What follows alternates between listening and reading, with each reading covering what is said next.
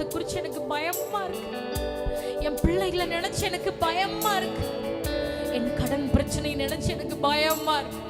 இன்னைக்கு ஆண்டவர் சொல்ற, நான் உன்னை தூக்கி வச்சிருக்கேன்டா, நான் உன்னை தூக்கி வச்சிருக்கேன் செல்லமே, நீ என் பிள்ளைடா, நீ என் பிள்ளைமா.